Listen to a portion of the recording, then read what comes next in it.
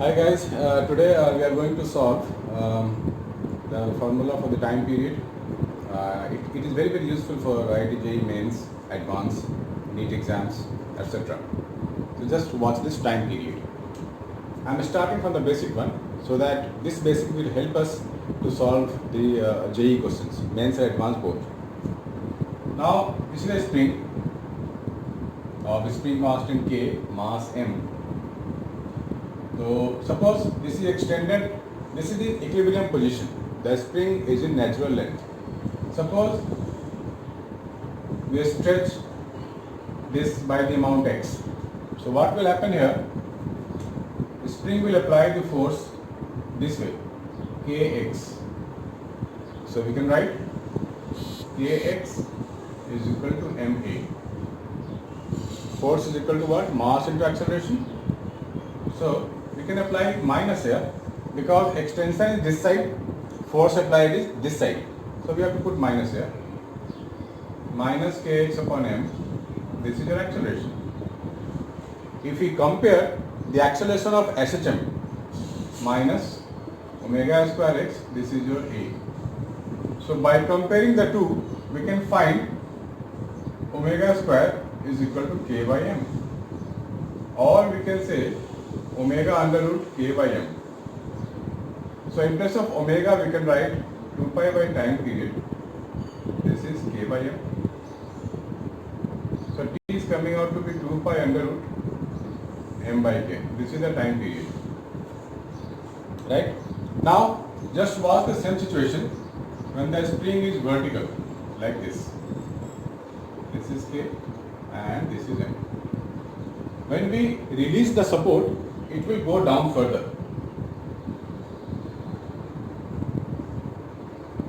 इतना आएगा और यहाँ पे आके थोड़ा रुकेगा, यहाँ पे आके इक्विलिब्रियम पे आ जाएगा, रुक जाएगा. इसके बाद अगर इसे डिस्प्लेस करें तो SHM होगा, राइट? इस पे छोड़ देंगे कुछ भी नहीं होगा. Just think about it. इस पोजीशन में रुका हुआ है, हम लोग कह सकते हैं kx is equal to mg. And so at equilibrium we can write kx is equal to mg. अब हमने सपोज ये y डिस्टेंस नीचे कर दिया, ये x ही मान लो, चलो x डिस्टेंस ही नीचे कर दिया. सो इस पोजीशन में फोर्स कितना लगेगा? k इंटू एक्स डैश नाम दे दो, x प्लस एक्स डैश, और नीचे क्या लगता है? mg. सो अपवर्ड फोर्स माइनस mg, ये हो गया net force upward. This is called restoring force. That is equal to what? Mass into acceleration. This one. So हमने डिस्प्लेस तो इधर किया है. So this is a net force acting that side. Right? So इसके बाद minus लगा दो. kx plus kx dash minus mg is equal to ma. अब हम लोग kx को mg यहाँ डाल सकते हैं this way. So kx भी mg है. So mg minus mg cut.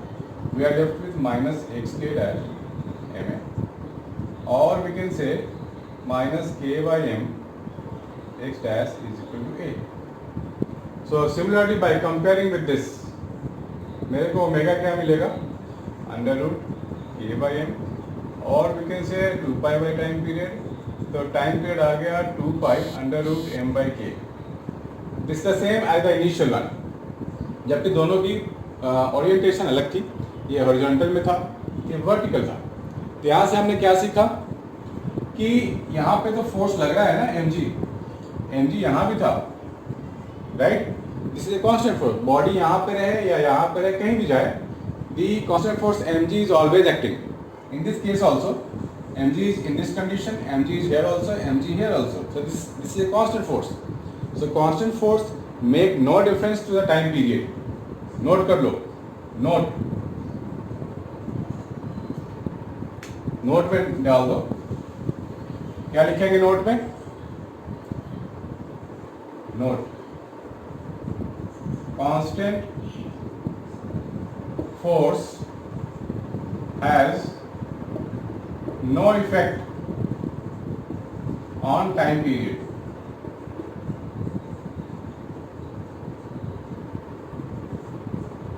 Only variable force अब यहाँ वेरिएबल फोर्स क्या था, kx या फिर kx डैश, क्योंकि जब बॉडी मूव करेगा तो x will keep changing. Only variable force affect time period.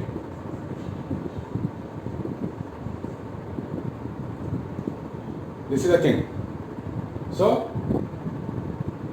constant force has no effect on time period, but we can say position of equilibrium may change.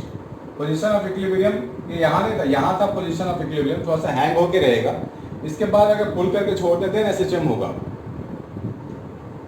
This is the constant factor. Just write it down. It's very very important.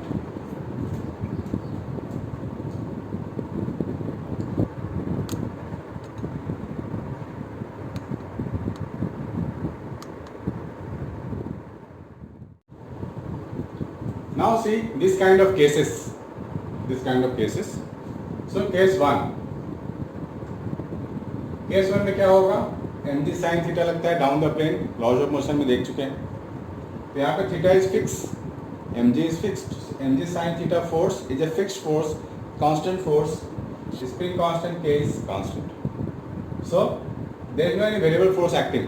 थोड़ा सा इसको छोड़ दें, नीचे ला के छोड़ दें, ये ऑसिलेट करने लगेगा, टाइम पीरियड निकाल सकते हैं.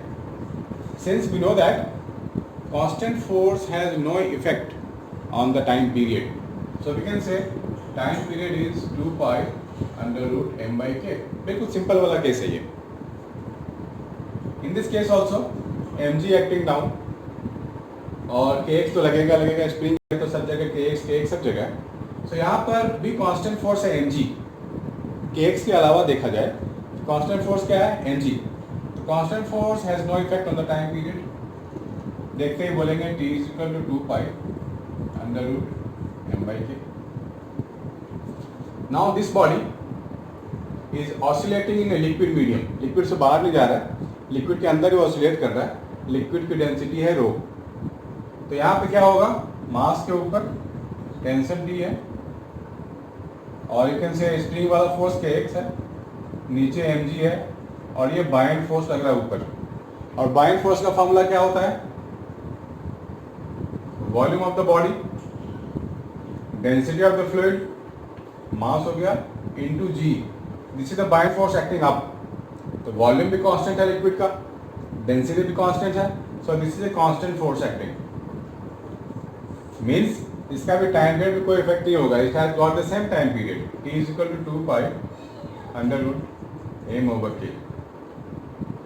Note it down guys. इस सब को देखते ही सीधा फॉर्मूला एक ही लिखेंगे, एम बाई के.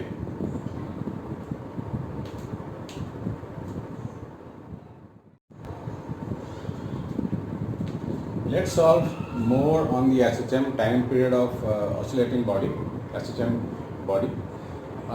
This seems to be a very complex one. लगता है बाप रे क्या करें.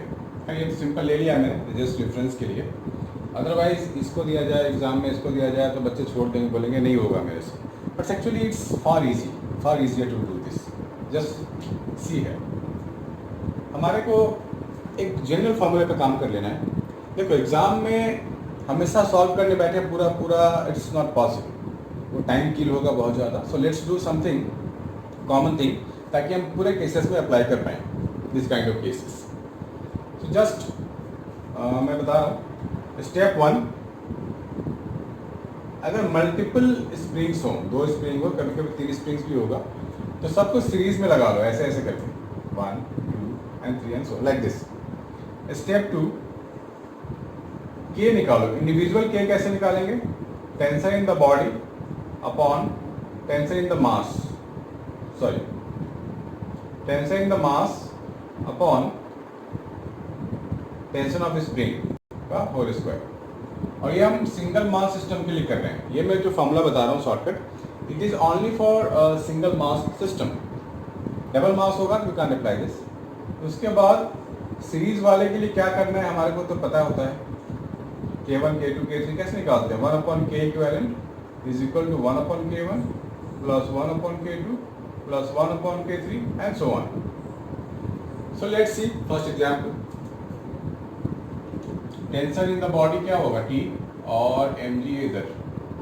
तो tension T in the body mg T है और स्प्रिंग फोर्स क्या होगा, kx that is equal to T. दो टेंशन एक स्ट्रिंग में पॉसिबल नहीं है, so we can find k here first. तो k में क्या लिखूंगा, tension in the body is T, mass का टेंशन टी, स्प्रिंग का टेंशन भी टी, तो ये k रह गया। So time period 2 pi under root m by K. Now think about this, यहाँ पे स्ट्रिंग का टेंशन टी ले लो और यहाँ पे क्या लेना पड़ेगा हमारे को, सेम स्ट्रिंग, टोटल टेंशन इसके नीचे टी है, ऊपर भी टी होना चाहिए total, so T by to, this becomes T by to. ये हमने लॉज ऑफ मोशन में किया हुआ है। तो स्प्रिंग के लिए जो टेंशन हो जाएगा वो होगा टी बाई टू। तो इस केस में जो हम लोग के फाइंड करने वाले हैं, tension in the body is T and tension in the spring, तो क्या लेंगे, टी बाई टू। तो टी टी कट, ये हो जाएगा 4k। So time period is 2 pi under root m by 4k। Just note down. And what about this situation, the mass is t here, mass is mg here, t here. Now this is directly attached. So in this case, t is equal to kx only. So we can write same case. These two are the same cases. T is equal to 2 pi under root m by k. What about this one? Mass tension T, तो इधर भी tension T होगा, इधर भी T होगा। तो इस spring के लिए, स्प्रिंग इसके लिए मैं लिखूंगा T is equal to kx। इस स्प्रिंग के लिए T है, इधर T है, इधर क्या होगा 2T। तो इस स्प्रिंग के लिए 2T, इस वाले स्प्रिंग के लिए T। Now again apply this. तो पहले K1 फाइंड करो, K1 क्या होगा, K into tension for the body T, tension upon spring T, इसके लिए तो K रह गया। अब K2 फाइंड करो for this system, so that is K tension of the body T upon tension of spring is 2T।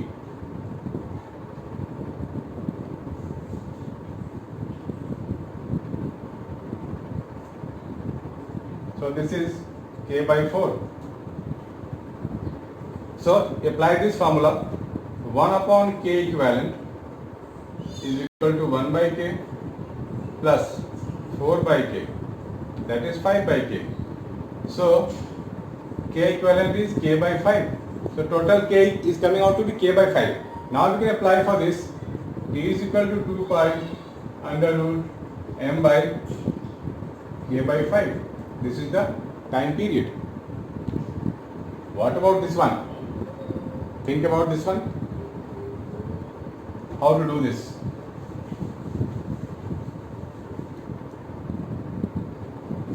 Just mark T here. And this will become T by 2. This will become T by 2. Now this, again there are two strings over here. ये हो जाएगा T by 4. ये हो जाएगा T by 4. Again apply K into tension for the body is T, tension for the spring T by 4. So this is coming out to be 16K. Now we can apply T is equal to 2 pi under root m by 16K. And easy. Just follow this, practice at home. इसको repeat करना and solve more like this. Note it down.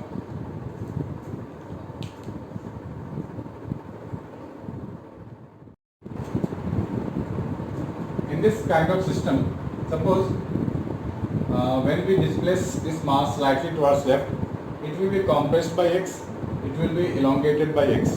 That means दोनों का जो magnitude है वो same रहेगा displacement of the spring, और इनको जो अगर डिस्प्लेस करें टुवर्ड्स डाउन तो x और x अमाउंट से दोनों में सेम अमाउंट ऑफ, इसमें भी सेम होगा.